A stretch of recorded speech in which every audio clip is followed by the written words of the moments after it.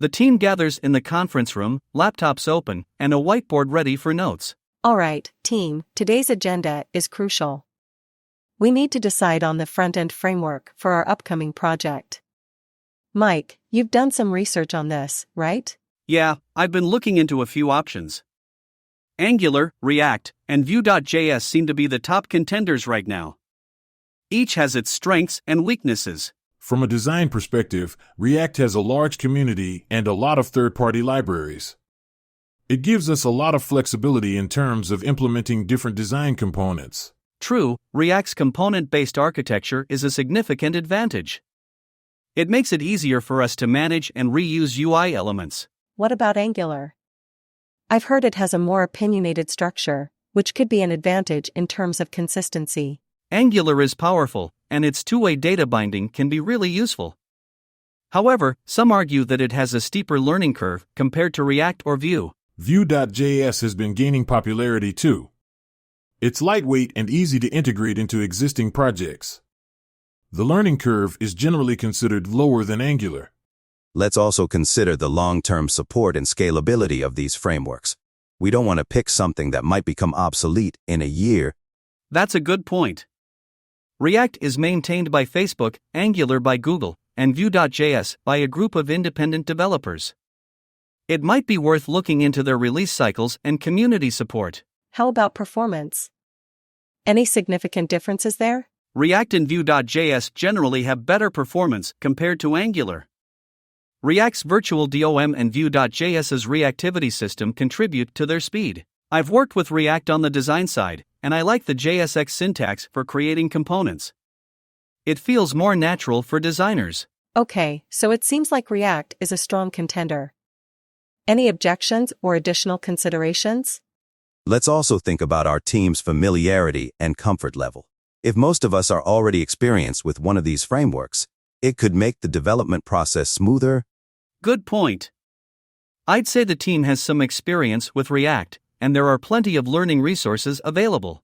All right, it seems like we're leaning towards React. Let's make a tentative decision for now, and if anyone has any objections or additional thoughts, feel free to voice them before our next meeting.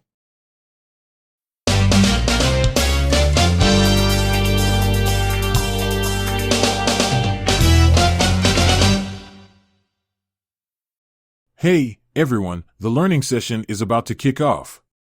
I've got a fantastic list of words and phrases lined up, each with its own unique meaning. Get ready to dive in and repeat after me.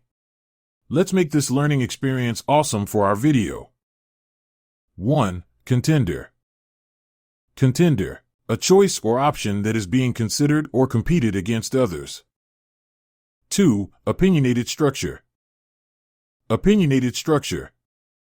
A framework with strong, predefined rules and guidelines, providing a clear structure. 3. Learning curve. Learning curve. The difficulty or ease in learning something new, like a programming language or framework. 4. Tentative decision. Tentative decision. A decision made for the time being, subject to further discussion or changes. 5. Release cycles.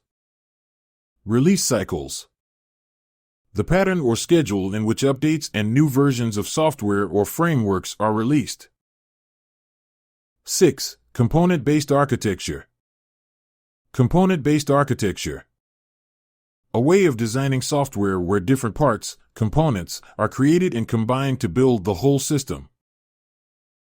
7. Whiteboard. Whiteboard. A large, usually white, board for writing or drawing, often used in meetings to illustrate ideas. 8. Action items. Action items. Specific tasks or actions that need to be done as a result of a meeting or discussion. 9. Familiarity and comfort level. Familiarity and comfort level.